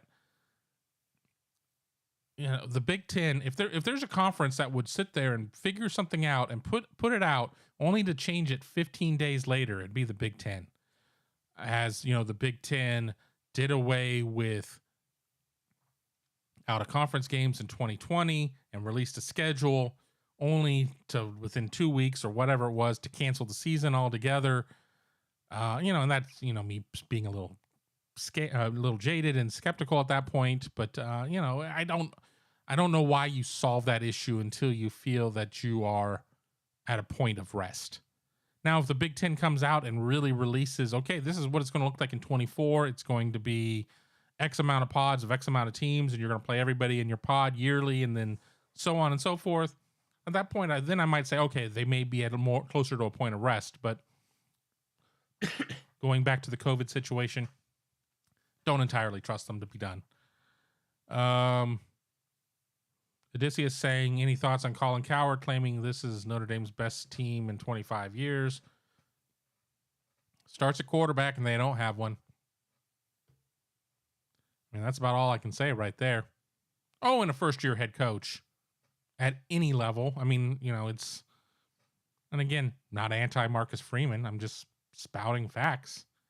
That's a big ask at this point. I mean, and Marcus Freeman's newness to the situation doesn't change the fact of what the roster may look like. I don't know if it's Notre Dame's best team in 25 years. That doesn't sound right to me. I know Colin Cowherd certainly loves him some Notre Dame at times, certainly loves him getting people talking, which we're doing. Saying anything about Notre Dame right now is a huge ratings pull because people want to talk about him. So for everything we could sit there and say, well, Notre Dame hasn't been worth this or that in this or that amount of time, we're all talking about them. So obviously there's some intrinsic value right there. But, again, not to the point of giving them a sweetheart deal to get into a conference. Hardy Jens doesn't believe that. He says he's way off, but he doesn't care about being right. Just heard. Yeah, that's kind of what I said too. So, Hardy, if you ever want to co-host with me, let me know. Devin, yes, like, subscribe, share, go Bucks OH. There you go. Please be sure to subscribe, like the channel, share. I'm going to find a way here on these shows to promote my other show a little bit more. I'm just very careful about not cross-promoting too much, but be sure to check me out on my personal channel for the Best Noon Sports Show period as well. Trying to get that one built up. Didn't do anything on that channel for almost a year. And while I didn't lose a lot of subscribers, I certainly did lose a lot of the algorithm. I'm not getting out in front of a lot of people, so get a double dose of K Noon with the two shows. I appreciate that. Ryan Dawes would love to add Colorado. I'm assuming you live in Colorado. Would love to see that out there. I mean, the issue would be, would Ohio State play out there once every 6 years? But that's better than no times every 6 years. So it's got to be worth something. Let me keep going. Dog named Brutus wanted Jim Delaney wanted the Big Ten to be a national brand. However, is it a coincidence that Gene Smith has a long-standing relationship with the ADs of USC and UCLA, especially UCLA? Martin Jarman certainly was an associate AD under Gene Smith. A lot of questions out there about how much Gene Smith is really driving the train. I think there are a lot of people who are not big fans of Kevin Warren, who think that Gene Smith is kind of the de facto leader. I certainly think that Gene Smith, I'm not here to say that Gene Smith should have left Ohio State to become the Big Ten commissioner, but it wouldn't have been the worst thing in the world. It would have been a loss for Ohio State. I think that Gene Smith does a good job, but hell, Martin Jarman might have been the AD at Ohio State. I mean, you look at the AD tree of Gene Smith. You've got Pat Chun. I think he's still at Wazoo. You got Heather Lyke at Pitt. You have Diana Sabo, who's now at in the Big Ten front office. I mean, she's somebody who certainly could have fit the bill as well. I mean, Martin Jarman, as we said, at UCLA. It's an old boy network, and an old gal network. Not to pick one gender or the other, stick to sports, but and I think that there's something there, but what I'm interested in reading the reports about just how bad UCLA's finances were. But I think that if you really do a deep dive and a big teardown of anybody, COVID was very difficult for a lot of programs, and not everybody's out there printing money. So I don't know. We're getting nearly caught up here. Tribe says he gave a thumbs down just because I do that to everyone. Well, I certainly want to be part of everyone. I don't want to be singled out as not everyone. So I guess I appreciate that. Hardy Jens loves polarized noon. There are days that I just get on. I'm like, I'm just here to stir blank up. I mean, and at the end of the day, I think that the shows where I am a little more riled up are better than an echo chamber. So, and there are going to be days where we're all going to agree on an issue, and that's going to be fine. And we're going to deliver the information. We're going to go from there. And then there are going to be days that my hair's on fire, or if I had it, and that I'm going to be railing on a topic. And whether or not I necessarily fully agree with what I'm saying, or I'm just trying to get people riled up, that remains to be seen. But I'll tell you unequivocally, I think that the Big Ten needs to put Notre Dame on a clock and go from there. And it's poop or get off the pot. And I'm not saying that needs to be in the next month or 2 months, but I don't think that we need to be sitting there having this discussion in 2026. Period. Honestly, I think that if the Big Ten is making moves, it welcomes everybody in 24, or it doesn't. I mean, I don't think that there needs to be graduated steps. And if they're graduated steps, it has to be because that's the amount of time it takes to unpeel the grant of rights for the ACC. And even with that, I'm not a huge fan of it because, again, don't give targets time to figure out alternate plans. So there you go. I'm still scrolling down. Tribe says to keep scheduling them and trucking them. That's fine, but I think that it certainly would help the Big Ten teams who are trucking them. The losses wouldn't necessarily be great for Notre Dame, but once again, it would be keeping Notre Dame relevant within the footprint. And I don't know if that's the best thing. And there's not going to be a case of where Notre Dame is completely irrelevant. As much as I'd like to say that, and there's not going to be a day where it's going to be Notre who. But with that, there's no reason to sit there and give them an opportunity as this independent or whatever one-off to give them the chance to pluck off a team here or there. And again, I'm not that excited about plucking off Indiana. And let me pull up my chart right here, 2030 and 2031. But why would you sit there and give them points to allow them more opportunity in the college football playoff after they told you no thanks? And, I don't want to be sitting here in 10 years having the same discussion about will they or won't they. No. I don't want to have that. Edward can't wait for 2024. He's following as many Big Ten YouTubers as he can. He loves the passion of the fan bases and can't wait to interact with you all. Fight on. Edward, I will let you know. Deep dark secret. I grew up as a USC fan. I'm from Irvine, California. I actually thought for a minute that I was going to go to USC. Then I thought I was going to go to Pepperdine, and I was accepted to Pepperdine. Strange things happened and ended up at Ohio State. And as they like to say, the rest is history. But I'm really looking forward to USC and UCLA being part of the conference. I think it is an exciting time. It certainly feels like a strange time. If you would have told me in 1989 when I started at Ohio State that USC would eventually become a conference member along with Ohio State, honestly, I would have figured that it would have been the other way around. I would have figured that it would have been Ohio State leaving for some sort of national conference, that it wouldn't have been the other way around. And I know that it's just, you're really just, splitting hairs at that point because they are really just becoming national conferences. But it's strange. And my favorite place to eat out around there, I don't know, I've got a lot of things, but whenever I go out to Southern California, I go to Philippe's and get me a French dip out there by Union Station. A lot of memories going to Dodgers games as a kid and always going to Philippe's with my grandparents who would take the tickets that we had and take me to the games and having French dip sandwiches there. That just reminds me a lot of home. So I certainly do that on my short list of things when I'm home. And it's not home. I don't have any family living out there anymore. It's been a long time ago. Let me keep going. We're an hour 42. I'm calling my shot right now. We're going 2 hours and that's it. Or as close to 2 hours. If we get to 158 and I don't have anything left to say, we're done. If we get to 202, I'm not going to be looking for any more comments at that point. But this has been a great talk. This is really, even though I can't hear you per se, I'm reading comments and I'm not necessarily getting all of them because I'm producing my own show. No, I think this was needed. I think this is cathartic in some ways to be able to give our thoughts on all this.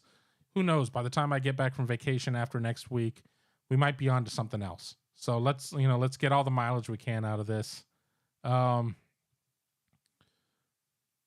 RJC Man 38 Pitt is top 10 consensus All-American all time, top 20 endowment, top 25 wins, top 6 research dollars, AAU, top 23 TV market. I'm assuming if you think Pitt doesn't carry its own water, you're delusional. That top 23 TV market doesn't mean anything because the Big Ten already has that. The top 25 all wins doesn't mean anything because what have you done for me lately? The top 10 consensus All-Americans all time doesn't mean anything to me because what have you done for me lately?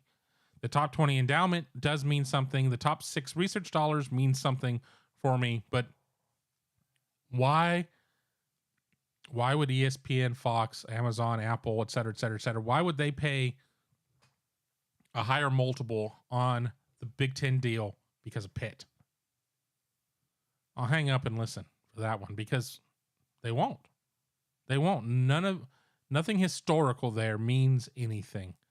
The only team that gets to sit there and bang the history drum, in my opinion, is Notre Dame. And it is what it is. Now, I'm sure that there certainly are people involved with the BTAA that are all about, yes, top 20 endowment, top 6 research dollars. Hell yes. But when we're looking at things of you're going to have to pay out, and it's not the Big Ten necessarily being the ones that are having to pony up the dollars. I mean, the Big Ten makes the money and then it turns around and pays out its member institutions.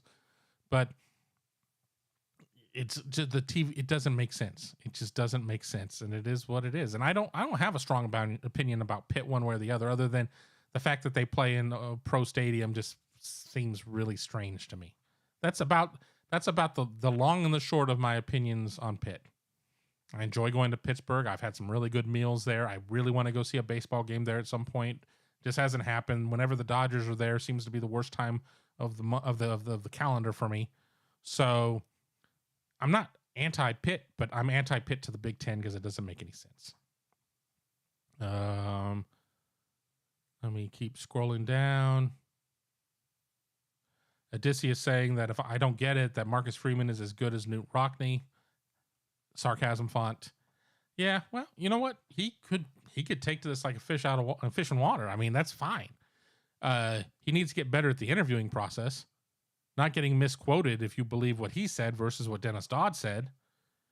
But, delivering an interview and putting together a game plan and assembling a staff and recruiting a team are two very different things. I like Marcus Freeman. I think he's a good dude.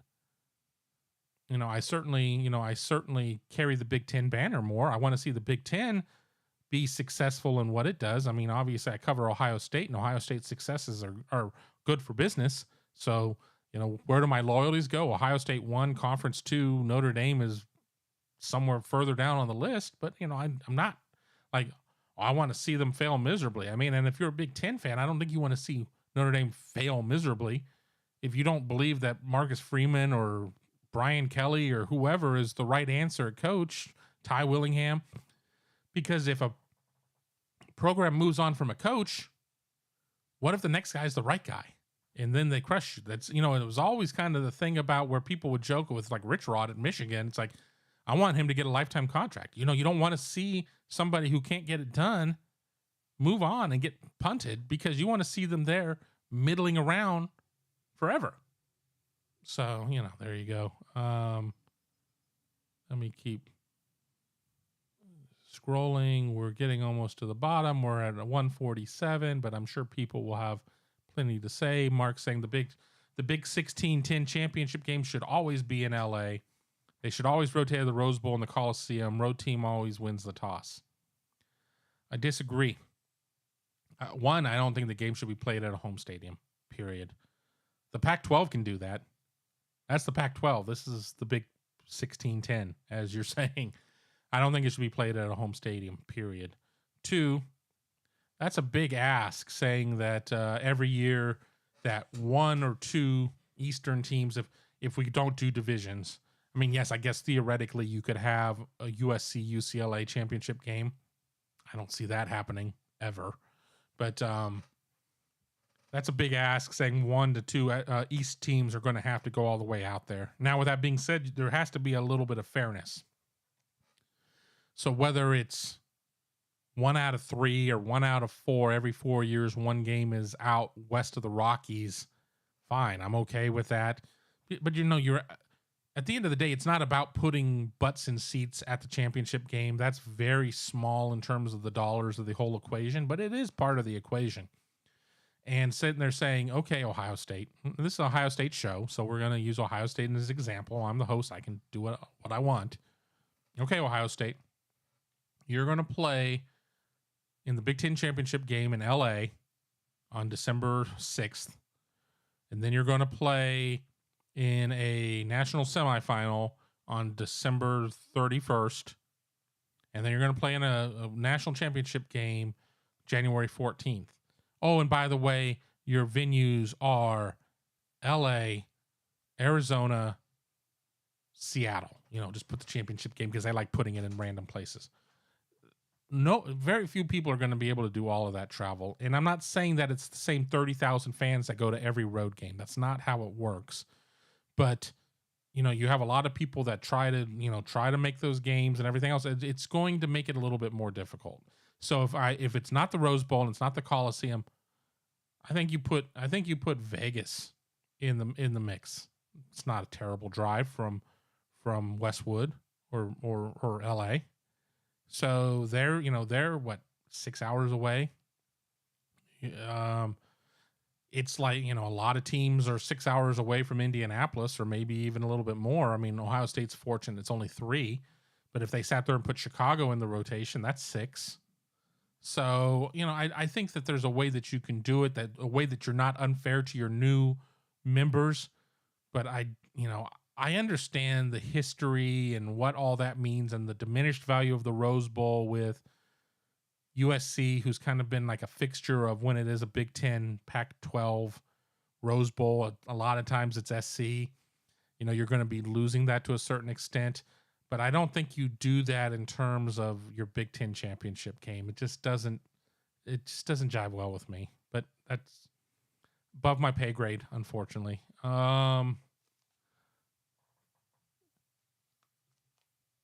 Steve saying 2015 was Notre Dame's best modern team in 15 years. I'll buy it.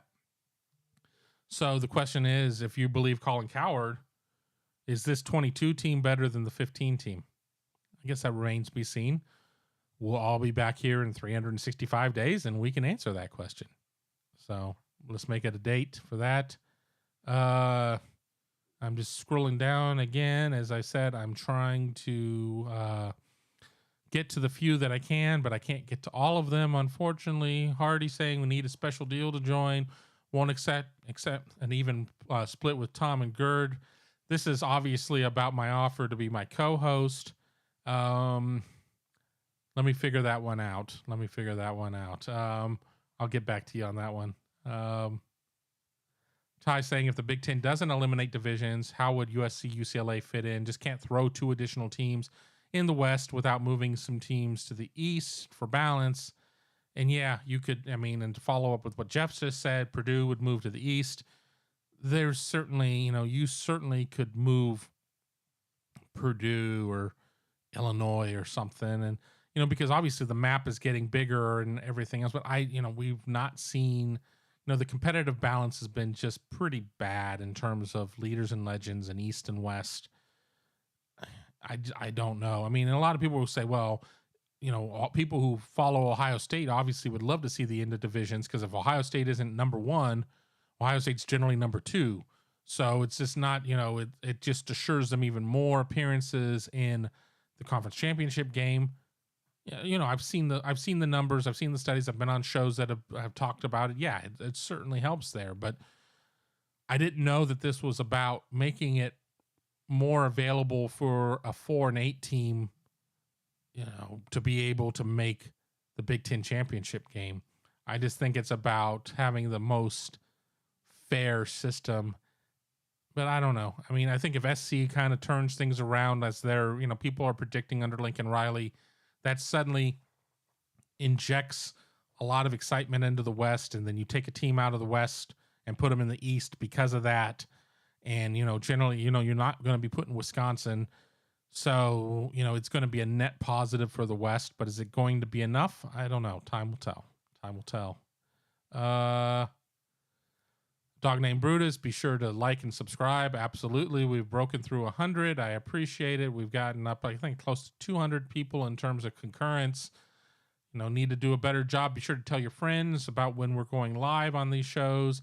I certainly enjoy the lives. I enjoy the tapes too, because I can assure you I'm not going to go 2 hours on a tape show. That's just not going to happen under many circumstances. Steve saying, have a good weekend. Have a good time in Jamaica. I'm looking forward to it. Going to be in Montego Bay.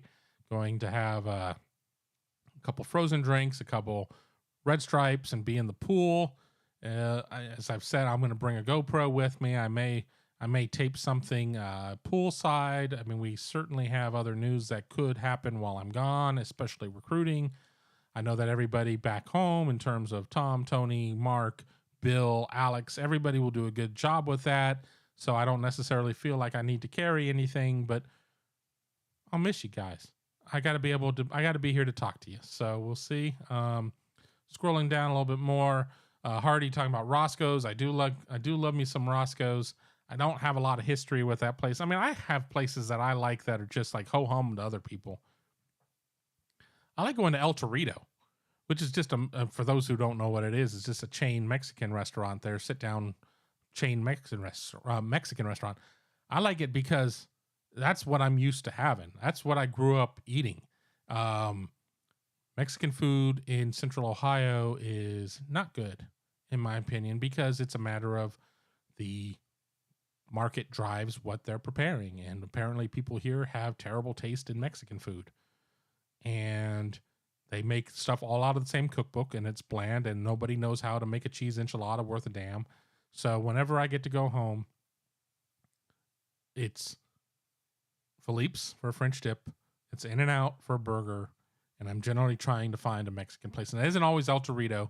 It's like, I grew up eating Shakey's Pizza. I'm not going to go out of my way to go find a Shakey's. But if I find one, I'm absolutely going to eat there. So, you go from that. Ryan asking, what is the final number for the Big Ten total schools? I think final, I think we're going to eventually get to 24. I think it's going to be 24 and 24. And those are going to be your 48 teams of consequence. And as I say that, your 48 teams of consequence.